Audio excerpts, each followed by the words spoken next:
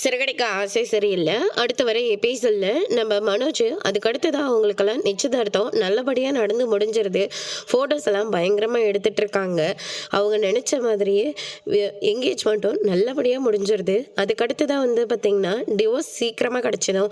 ஒரு நல்ல நாளாக பார்த்து ஃபிக்ஸ் பண்ணிக்கலாம், அந்த ஸ்தலம் வச்சு எடுப்படாதீங்க அப்படின்ற மாதிரி சொல்லிக்கிட்டு இருக்காங்க.